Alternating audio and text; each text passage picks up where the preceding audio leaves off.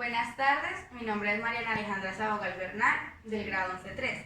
Esta es mi exposición sobre el plan lector de la Divina Comedia de Dante Alighieri. Dante Alighieri, eso es una anécdota que vivió en una visión donde respondió las preguntas de qué pasaba después de la muerte. Fue una visión divina, que así fue como se conoció al principio. ¿Qué pasa con Dante Alighieri? Dante Alighieri cuenta esta historia en primera persona, como una visión que él vivió en carne propia. Resulta que él se despierta en una selva completamente oscuro y dura perdido por mucho tiempo. Él piensa que son meses, pero pues no se está claro. Luego él llega y ve una montaña muy grande con el sol, que viene a representar el cielo y el purgatorio. Pero entonces él quiere acercarse y se aparecen tres bestias: una loba hambrienta, una pantera y un león. Entonces en ese momento, cuando él cree que ya todo está perdido, llega Virgilio. Virgilio fue mandado por Beatriz, que fue el amor de su vida de él. Él cuenta que ella era una vecina que le parecía muy bonita y que cuando fue a darle su amor, o sea, para recompensarle su amor, cuando fue, ella ya había muerto con solo 20 años de una enfermedad mortal. Entonces esto lo llevó a él a una depresión y nunca lo había olvidado, nunca había podido volverse a enamorar. Entonces Dante empieza la travesía con Virgilio.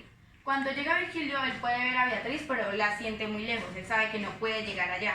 Entonces Virgilio empieza a darle la travesía que es toda esta aventura. Primero empiezan al infierno. ¿Qué pasa en el infierno? En el infierno, cuando entran, hay unas frases que lo dejan con demasiado miedo. Entonces cuando entran, él siente todo como un peso, porque sentía que estaba entrando al infierno.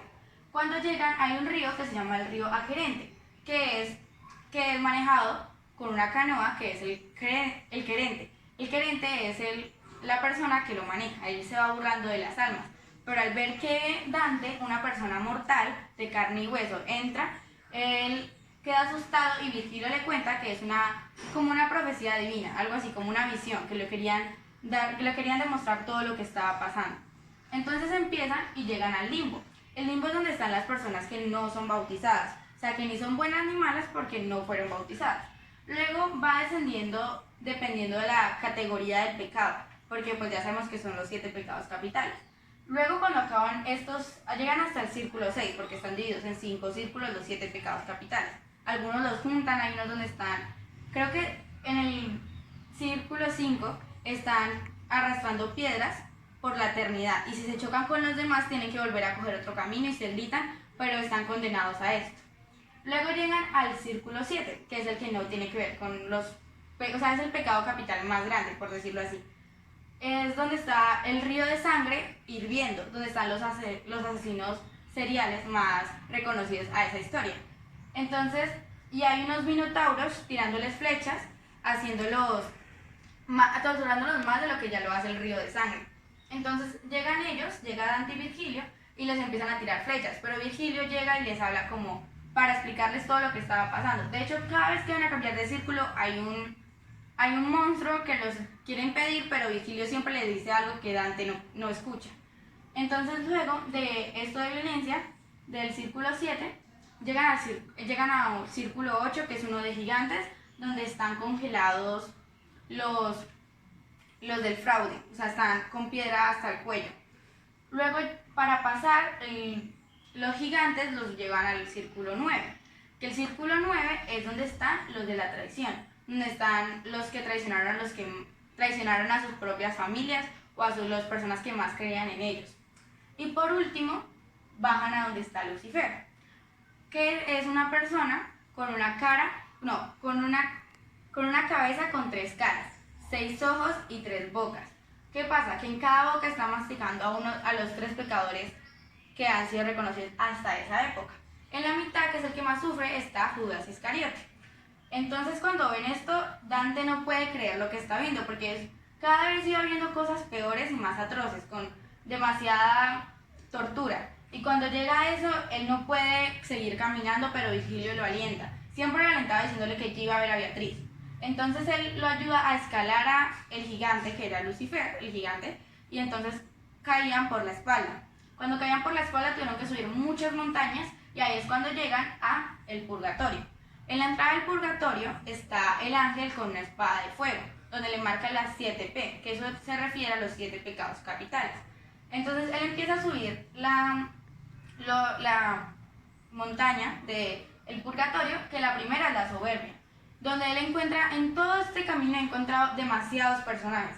Nomás en el limbo encontró a Aristóteles y a Platón. También ahí Virgilio, en el limbo, pertenece ahí porque no fueron bautizados.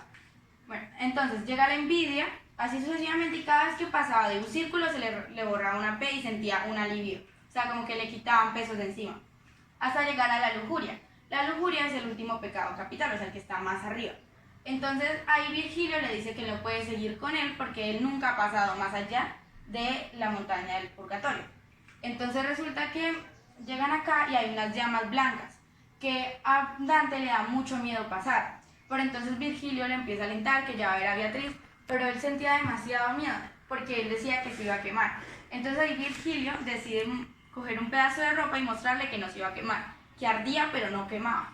Entonces él decide pasar, después de rogarle y decirle que por favor pasara, él pasa y encuentra lo que es el paraíso, que son 2 ríos y mucho, o sea, así como lo muestran donde Adán iba, exactamente así.